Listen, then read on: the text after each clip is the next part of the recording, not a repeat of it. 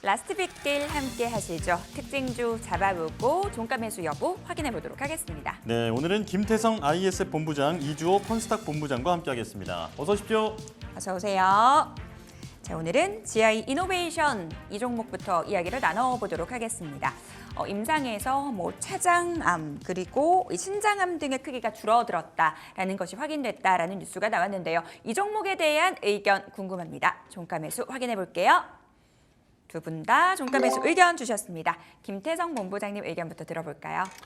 네, 일단 GI 이노베이션 같은 경우에는 크게 두 가지 사업군을 영위하고 있다 보시면 될 것 같은데요.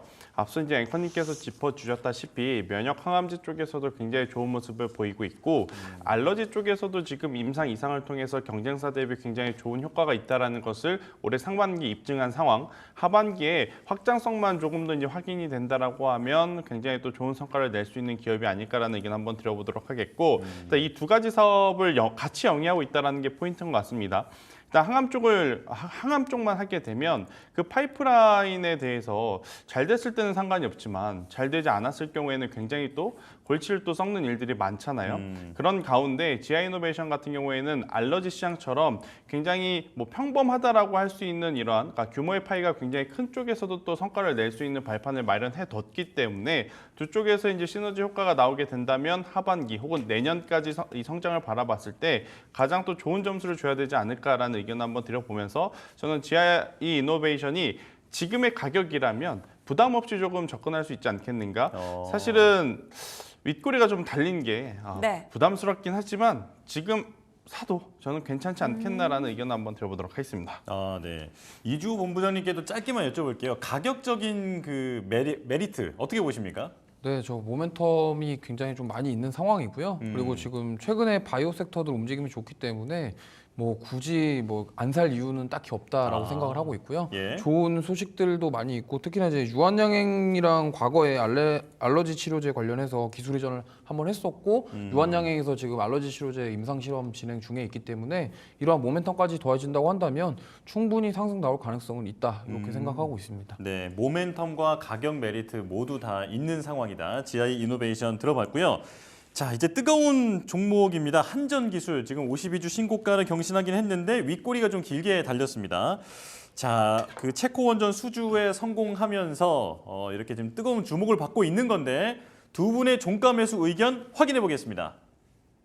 두 분 다 지금 윗꼬리가 달렸음에도 사는 게 맞다 이렇게 말씀을 해주셨습니다. 이주호 본부장님 의견 들어볼게요. 네, 너무 좋은 게 많아서 일단 네. 어제 좋은 소식이 나왔죠. 체코 예. 원전 우선 협상자 대상 선정이 됐다라는 건데 3월 달에 최종 결판이 날 건데 제가 봤을 때는 큰 이변이 없다면 되지 않을까 이렇게 생각을 하고 있고요. 특히나 이제 오늘 갭상승을 많이 했기 때문에 만약에 오늘 이 갭상승한 다음에 이 상승폭이 유지가 되었다면 X를 드렸을 건데 사실 이렇게 갭상승 시초가에 띄워놓고 지금 거의 고점 대비 23% 빠졌거든요. 20% 가까이 빠졌기 때문에 그래서 제가 봤을 때는 오히려 이런 부분들이 오늘 갭 상승한 부분에 대해서 소화를 한 게 아니냐. 그러면 그 소화될 물량이 어느 정도 소화됐다라고 가정을 했을 때 종가로 한번 매수를 해봐도 괜찮다라고 싶어서 오라고 말씀을 드렸고요. 지금 차트를 좀 줄여보시면요. 예. 네. 과거에 이 7만, 8만 원대 자리를 계속 돌파를 못했었어요. 그러니까 계속 두들겨 맞았었는데 지금 오늘 사실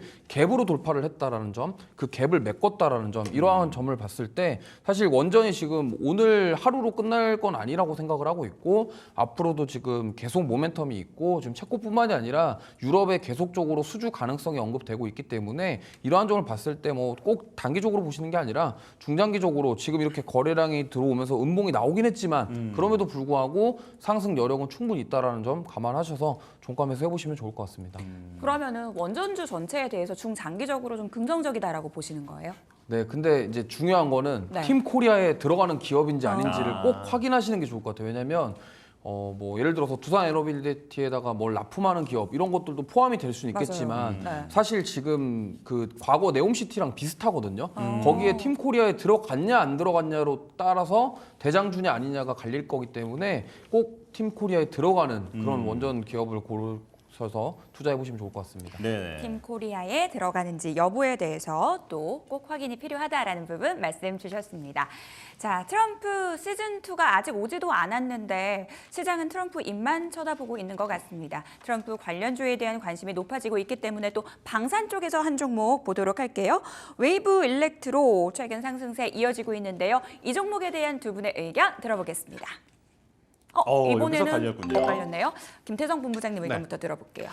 일단 뭐 방산 쪽 같은 경우에는 저는 올해뿐만이 아니라 내년 중반까지도 지속적으로 좀 보셔야 되지 않을까라는 생각이 듭니다.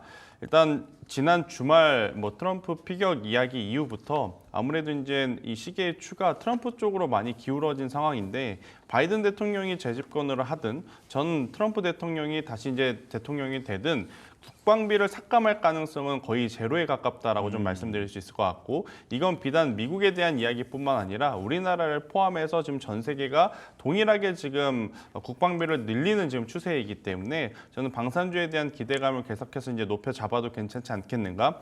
오늘 시장이 어지러울 때 오전만 하더라도 거의 대부분의 종목군들이 하락을 보였지만 그 중에서 홀로 신고가 영역을 달성한 건 하나 에어로스페이스였거든요.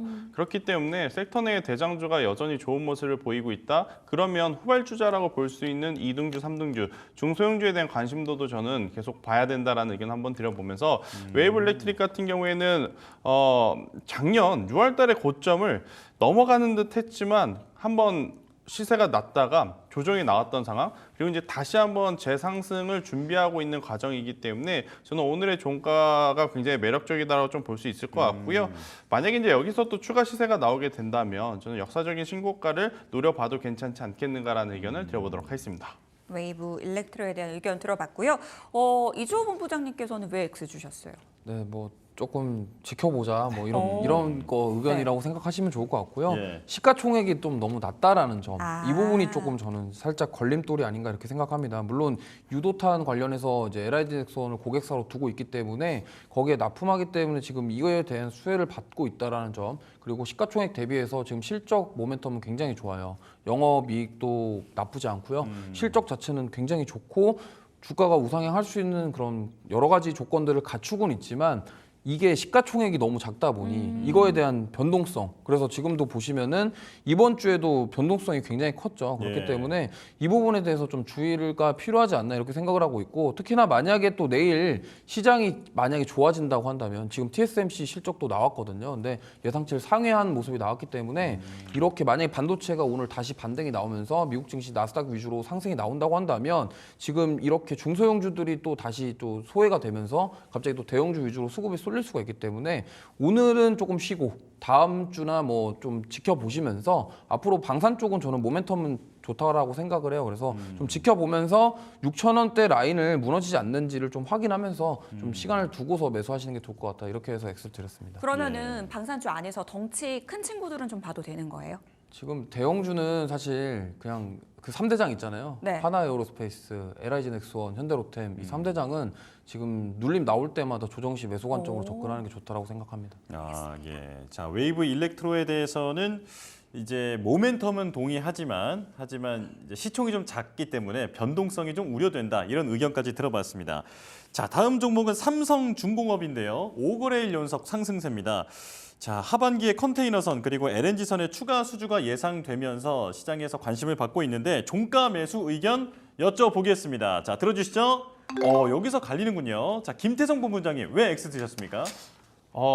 좋죠. 뭐 삼성중공업뿐만 아니라 이제 조선 빅3, 빅4 기업들 혹은 조선 기자재 관련 기업들 산업에 대한 뷰는 저는 긍정적으로 말씀드리고 삼성중공업에 대한 뷰 또한 굉장히 긍정적으로 이야기해 드리고 싶은데 문제는 이제 타이밍이라는 거죠. 그러니까 오늘 같은 경우에는 역사적인 신고가 구간에서 지금 종가 형성이 윗꼬리가 너무 길게 달렸기 때문에 오늘의 종가를 조금은 저는 피하는 게 맞지 않겠나라는 개인적인 의견 한번 드려보도록 하겠고요.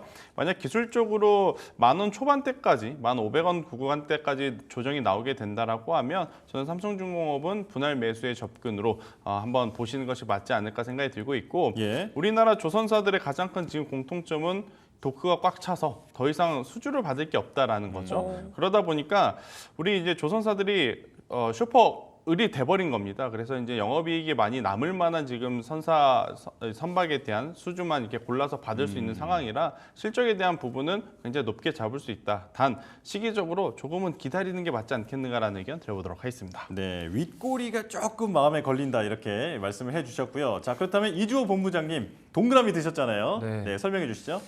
이게 지금 뭐 조선 섹터는 저는 굉장히 너무 좋게 보고 있어서 오. 과거에 지금 2004년도부터 2008년까지 그때 슈퍼사이클 때 대부분 조선주들이 15배에서 20배 올랐었습니다. 근데 지금 그런 흐름이 좀 나오고 있다라고 생각을 하고 있고 특히나 그때 인도됐던 선박들의 교체 시기가 저는 왔다라고 생각을 하고 있고 실제로도 그렇고요. 그다음에 친환경 선박 교체에 대한 수요 이런 것들이 늘어나고 있기 때문에 이 부분들을 뭐 조선 공통적으로 보시면 좋은데 그 중에서 저는 왜 삼성중공업이냐면 이제 얼마 전에 이 캐나다 해양 플랜트 관련된 그런 이슈가 있었는데 그 수주가 확정이 됐습니다. 그래서 네. 부유식 액화천연가스 생산 설비인데요. 이게 부유식이 뭐냐면 그냥 그 가스를 이제 시추를 한 다음에 거기에다가 바로 이제 선박에다가 옮기는 게 아니라 부유라고 해서 바지선 같은 걸 띄워가지고 거기에서 이제 옮겨가지고 이송시키는 그런 플랜트 사업을 말하는 거거든요.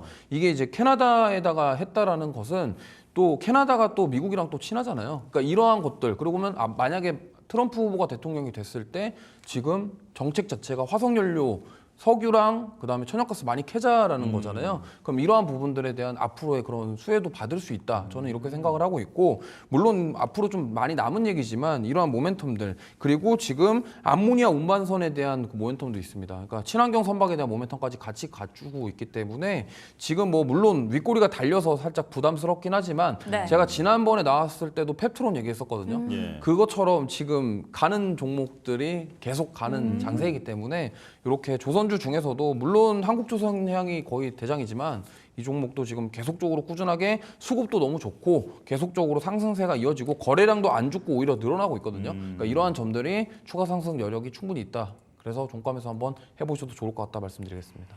가는 종목이 계속 가는 장세, 삼성중공업 충분히 종가 매수해봐도 되겠다라는 부분 말씀 주셨습니다. 자, 마지막으로 포스코 인터내셔널에 대한 의견 들어보도록 하겠습니다. 바로 종가 매수 의견 들어보겠습니다. 두 분 다 종가 매수 의견 주셨는데요. 김태성 본부장님 의견 들어볼게요. 일단 사실 포스코그룹주 2차전지와 이 2차전지 관련 기업으로 좀 묶이는 기업들 다수가 2분기 혹은 3분기까지 실적에 대한 부담은 아직까지 해결되지 않고 있습니다. 포스코 인터내셔널도 마찬가지입니다. 실적이 드라마틱하게 개선이 된다? 그건 아닌데 일단 지금 현재 우리나라 증시는 테마와 뉴스에 굉장히 민감하게 반응을 하잖아요. 오늘 이제 상대적으로 강한 쪽에 대한 뉴스를 보면 이 동해 가스전에 대한 이야기가 많아요. 그러니까 우리나라 상장사 중에 유일하게 지금 가스 탐사를 할 수 있는 기업이 포스코 인터내셔널이기 때문에 해당 관련 섹터에 이제 테마주로 지금 엮이면서 흐름이 나오고 있는데 저는 현재 구간에서의 추가적인 반등을 한번 기대해 보는 종가 베이팅은 적극적으로 한번 봐도 괜찮지 않겠는가라는 의견을 드려보도록 하겠습니다. 바로 이어서 이주호 본부장님 간단하게 코멘트 들어볼게요. 네, 뭐 아까 말씀하신 것처럼 포스코 인터내셔널은 미얀마 가스전 그 공동 투자권이 있기 때문에 실제로 경험을 한 기업이고 그로 인해서 저는 수혜를 받을 거라 생각하고 오늘 공교롭게 중장기 평선인 61일 평선과 121일 평선을 다 지켰어요. 지키면서 마감을 했기 때문에 이제 다시 한번 되돌림이 나오면서 리바운드가 될 가능성이 높다. 그리고 계속적으로 지금 얘기가 나오고 있거든요. 영일만 관련해서. 그래서 조만간 한번 좀 시세를 주지 않을까. 그래서 종가 매수를 한번 해보기엔 적절하다 이렇게 생각하고 있습니다. 네, 이렇게 해서 포스코 인터에 대한 두 분의 의견 들어봤습니다. 저희는 마감 시보 듣고 돌아오겠습니다.